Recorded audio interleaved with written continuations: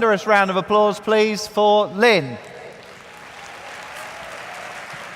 Good luck. Y'all, I don't even remember the speaker's name. All I know is that sister had all the students at Madison Central School sitting on the edge of their seats. And then when she finished, they all swarmed around her to get her to sign their books. And I'm just going to be honest with y'all, but I slipped her a little note with my phone number in really big print, and I put it in her purse. I mean, she was living her dream. And at that point, I had no clue how to find mine. So I thought, I'll just work for her. So I asked her for a job. I wanted to be just like her. About 2 years later, I waited for her to call. She never called. I guess she wasn't hiring. So it was probably 2 years later, and I received a Minute with Maxwell email.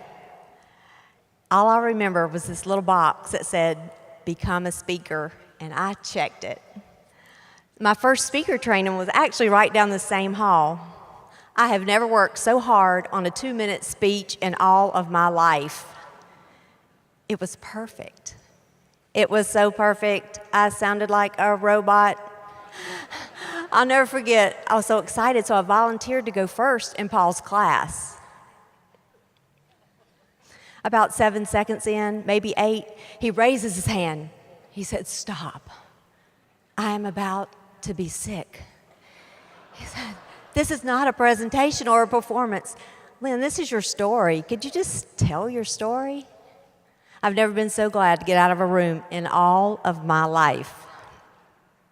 So the last training that day was with Roddy and Susan, and God loving, before I even started, he said, "Now when you speak, just be you." And that day, for the first time, I spoke from my heart.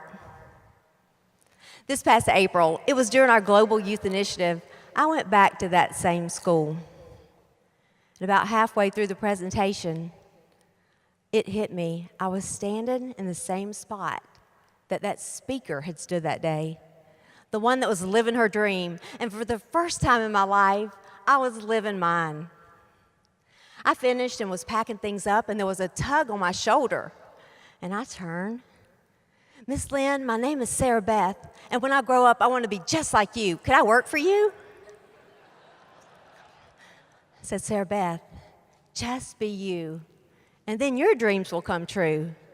Without missing a beat, she said, "Well, if I can't be you, can I at least have that JMT DNA red heart pen?" And so I pinned her right there on the spot. And y'all, when I looked up, there were students all around me waiting for me to sign their books. Small steps lead to big dreams. Oh, one more thing before I go. This time next year, y'all don't say anything, she doesn't know, but Sarah Beth will be in this room receiving her youth leadership certification, and she's already been pinned. So. Good job. Well done. Good job.